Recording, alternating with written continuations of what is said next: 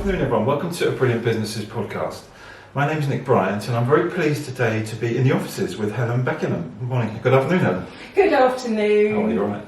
Yeah, I'm all right. Good.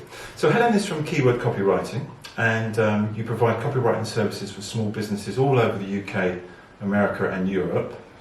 I want to start the interview, Helen, by you telling us about your background, because you were telling me earlier you worked at the BBC, and how you got to where you are to the business today. Take it away. Thank you. I worked most of my life at the BBC before becoming a copywriter. I was there for 15 years. Wow. Yeah, I know, and I sort of left there after doing a music degree at university. And I started off as a clerk for a ridiculously small amount of money and learned how to type in the course of that job. Yeah. And then I became a researcher for BBC Radio. I worked for BBC Radio. Mm-hmm. And in the course of that job, people kept on coming up to me and asking me to write scripts for them. Oh, right, okay. So they were doing a documentary about, I don't know, Chuck Berry or something. Yeah. And they said, oh, Terry Wogan's presenting this. Could you write a script for him that said this, this and this, and make it sound a bit like Terry Wogan? Oh, wow. And I thought, oh, okay, all right, Bit of a challenge. Whatever. But, yeah. And so I'd do that and then, not think very much about it. And then somebody else would come up to me and say, do the scripts. And it never occurred to me in the course of doing this that this was actually copywriting. It's writing the way that people speak. And that you had that skill as well. I've always been able to do it without really thinking about it that much, to be honest with you. So, as I say, I worked for the BBC for 15 years. I ended up becoming a producer on Radio 3 for a programme called In Tune. Okay. I was freelancing at this stage, and that was possibly the best job that I ever had in the world. Yeah. Because I was putting a whole programme together and getting in live singers and pianists and very famous conductors and things, and putting recorded music together and sorting out the live music, and that was such good fun. And I was producing the programme, so it's a live 2.5-hour programme. And you realise at that stage it really does test your mettle, because if something goes wrong, everybody looks at you as the producer, and you learn not to panic. Yeah, right. It's very good for situations under pressure. When you're under pressure, you have to keep your cool and basically make a decision. Any decision, as long as you make a decision. As long as you make one, because it's all on your shoulders, right? I know, exactly. Yeah. As long as the person in charge is making a decision, it's okay. Wrong or right. Okay, that's cool. So how did that lead? So that you did that for a certain period of time, then you set up on your own after you came out there and set the business up? Yeah, sort of. I mean, the Radio 3 suddenly sort of axed their freelance budget overnight. Oh, right. And all the freelancers were kind of set free into the world. to try and make... And I thought, I'll do something different. And also I was getting a bit fed up with the commuting, because I was living in Brighton at this stage. Right. And I hated commuting with a passion. And so I thought, I'll do something local. And I trained as a proofreader. Okay. Because I thought, I know a lot about grammar and spelling. Yeah. I thought I'd train as a proofreader. And I did that for about a year. But I have to confess, it was the most stultifyingly boring job that I'd ever done in my life. It was just so dull. And most of the time, it wasn't proofreading for publishing companies. It was proofreading for people that had written bits and pieces for their marketing. Right.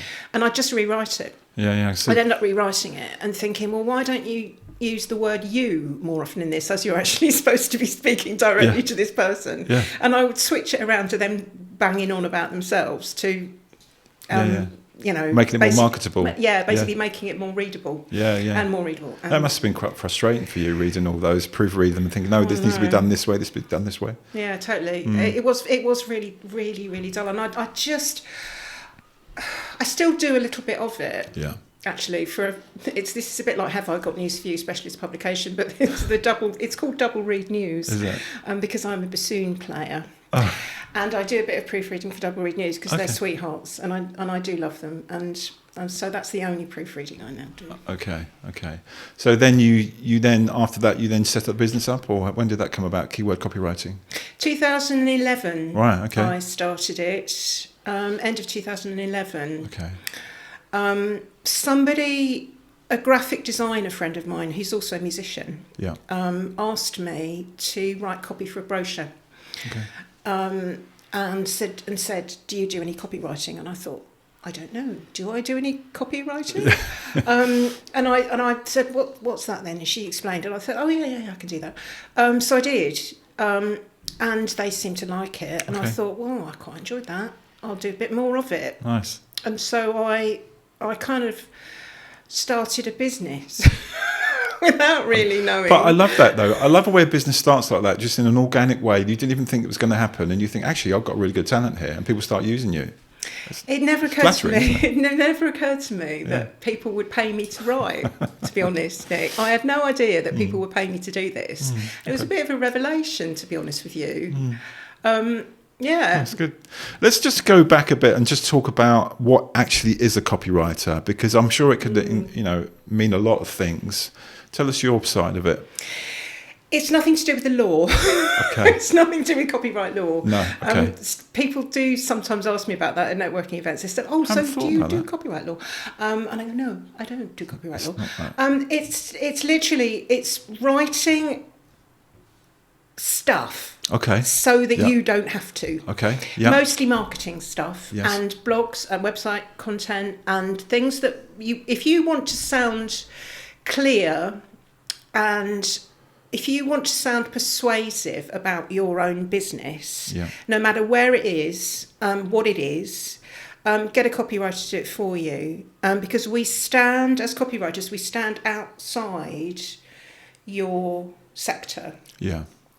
Directly midway between you doing the business, doing the thing, and the person that wants to buy you. Yeah. And we translate what you do into clear terms that actually mean something to the person that's reading it. Right. It becomes persuasive because it's all about them and not about you. Yeah. Which is, I guess, is that a common mistake a lot of businesses make on the websites? They write about themselves? Hugely. Yes. I call it weeing all over your website. Well, yeah, it sounds like that, yeah. I better explain. Yes. I better explain. It's basically, there's we do this. Oh, you can do it with I, actually, sort of sole traders. I do this and I do that. And we are very proud of our customer service. Yeah. We have been in business since 1982. Nobody cares about you. And it's a really harsh lesson to learn, actually. Nobody cares about you. When they're on your website, they've got the attention span of a gnat. They just want to know what you can do for them. Yes. If you go on too much about yourself, they're just going to switch off. Yeah. They're going to run away faster than a gazelle at a lion party because it's not about them. No. And that's a really big mistake. Yeah. Another one is really long sentences. Okay. Paragraphs and paragraphs as well. Oh, blocks of walls of text. Yeah. Because the thing is, when you're you do probably do this yourself. When you go onto a website and you see a wall of text, what's the first thing you do? You go, oh, I can't be done with that. You don't even read the first sentence. Next page or next, yeah. Yeah, or you see a sentence and you see it going on for days. Yeah. And it goes on and on and on.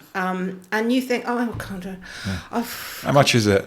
Where's the price? I know. Do you actually offer what I need? Sorry, what's in this for me? You can't be bothered. So, long sentences. Really, the maximum sentence length is 20 words. Is it as small as that? 20 words. Yeah, it's not very much. And actually, probably less than that. That's interesting because it's like they say on a social media post, you don't want to be writing loads and loads of text because it would just go down a feed. It's just a small sentence to drive them probably to the website to read a bit more information. You need to give them a reason for doing that as well. Yeah. So let's talk about, because it's very big on SEO, copywriting. People would always refer to it as a strength for that. Can you explain how it can help your SEO? SEO as in search engine optimization. Yeah. How long have we got? I'm here all day. SEO, a lot of people talk a lot of rubbish about SEO. Yeah. I do on-page SEO, not off-page stuff. The thing about on-page SEO, it really isn't rocket science. It's just a bit fiddly. Okay. The way that it helps is that as we speak, for example, somebody's putting commercial videographer into the search engine. Yeah.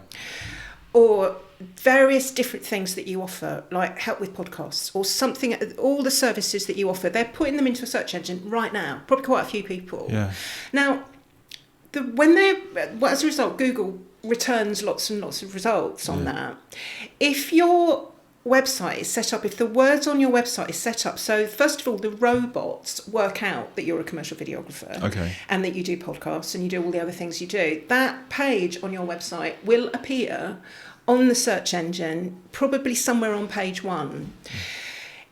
That's for the robots. It speaks to the robots because the words, the key words, those words that people are putting into a search engine are in the right place on the page for the robots to see them and to rank that page. Okay. The human has just put it into a search engine. When they go onto the website, the first thing they want to know is, am I in the right place to buy what I need? Yes. And if that heading, if that first thing on the page that they see isn't a confirmation of that, they're going to go, oh, I saw that, and they go somewhere else. Right. So it's kind of partly the robot. You've got to actually, because Google robots are clever, but they're also a bit stupid. Okay. And you need to give them really clear signals about what that page is about. Yes. But it's also for the human, the attention span of an apt human, to go, okay, this is the right page. This page tells me what I need, because people scan the page, they scan the headings. The robot sees the headings, but the human scans the headings, the first thing they do when they're on a page. Yeah. And each heading has got to be confirming that page is giving them the information they need in order to make the buying decision. Yeah, okay. I'm not sure if that makes total sense. No, there's a bit more to it than that, but that's at its most basic. Yeah, we need to simplify it, but it's the two approaches. The robot, I get it, because the robot needs to see that word for it to keep it up high, and obviously the human needs to see it to make sure it is what they want. Yeah. And the thing about SEO these days is there needs to be enough information on the page. Yeah. Because Google nowadays, what Google's take on SEO is that it's looking for useful, relevant, people first content. It's all over Google's guidelines on SEO. Is that okay? The keywords have to be there to a certain extent, but it's not all about keywords anymore. It's about providing really useful information on the page so that everything the reader needs, everything your prospect needs, is on that page so that they can make that decision about whether or not to go with you. Okay. That makes sense, and that simplifies it. Thank you. Ooh. Hopefully that makes sense to everyone. Well, I think it will. There is a little bit of a myth as well when people sort of say to you, okay, I've been in my business for 20 years, I know exactly about my business and everything. How are you going to write about my business when you don't know anything about my business? How do you get over that, or how do you deal with that? It's a completely understandable worry, isn't it? You know, you think, I know absolutely everything there is to know about my business. How can you possibly write about it? Yeah. Well, one of the problems is that you know absolutely everything about your business. Your customer generally, your prospect, the person reading the website, isn't an expert in your business. Yes. It's very easy when you're an expert at something to assume a level of knowledge that your prospect doesn't have. They're not the expert in what you do. If they were the expert, why else would they need? Why would they need you? True, yeah. It's really what I do. I mean, first of all, I do tons of research. Okay. I mean, I do absolutely tons of research. What do people most need from this service, or sometimes this product? Mostly it's a service. What do people most need? You know, what is going to persuade them to buy? What information do they need in order to make that decision to buy? And then I focus on those things that the person needs. I don't have to be an expert in it. No. I have to look at it from the point of view of the non-expert. Yeah, and from the buyer. From a buyer's point of view. The more expert I am in it, the more likely I am to miss out the most obvious detail. Okay. Because you just assume that people already know it. Yeah.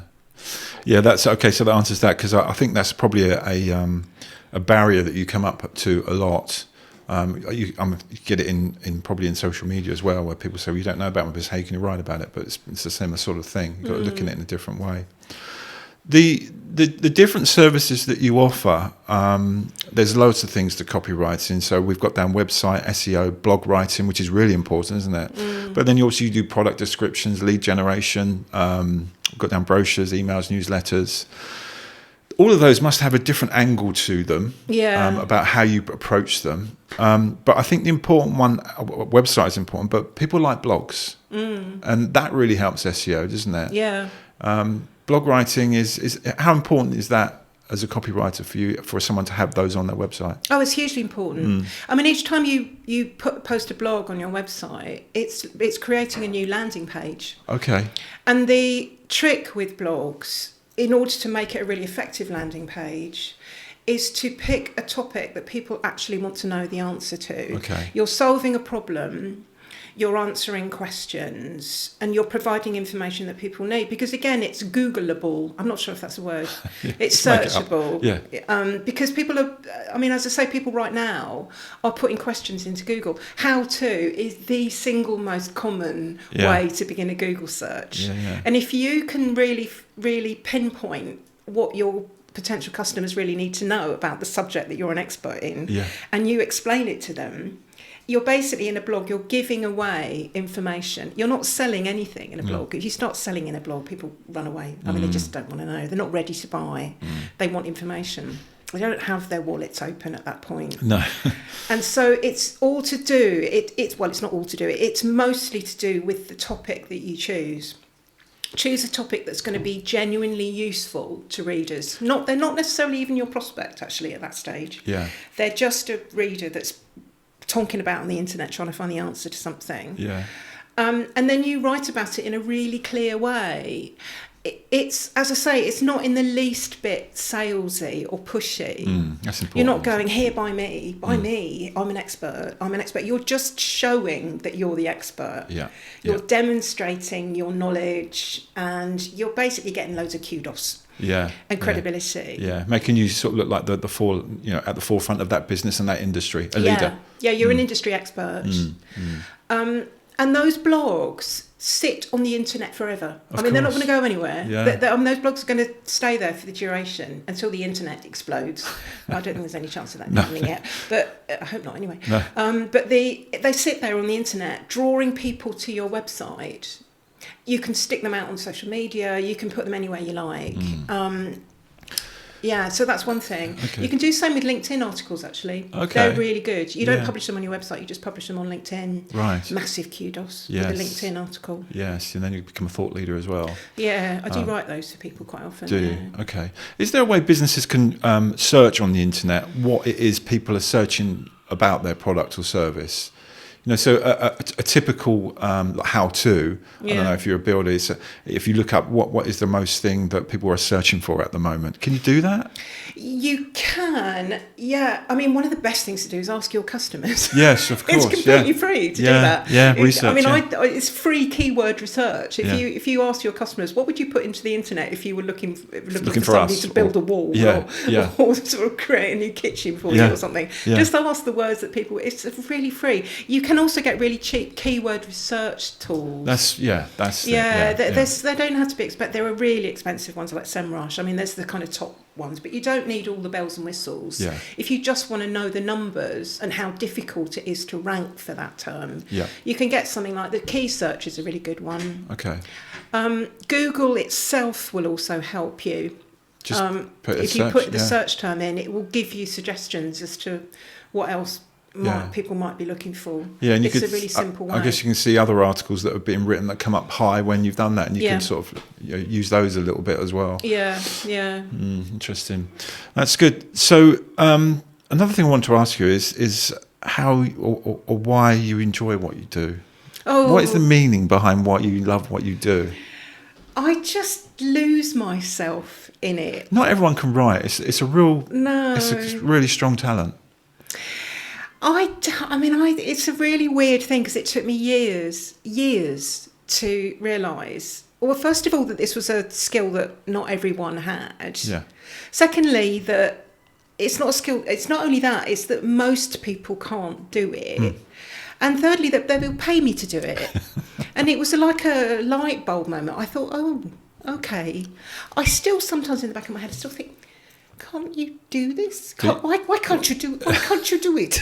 Why can't you do it yourself? Why can't you do it? And I was writing something yesterday And I mean, hours had passed, and I hadn't realised that hours had passed because it's completely absorbing. Yes. And I do sometimes have to sit back and think, I do a job that is totally absorbing. And that is just so, you get, they talk about flow. Yeah. It's a pretty big thing. Yeah. Flow. Flow.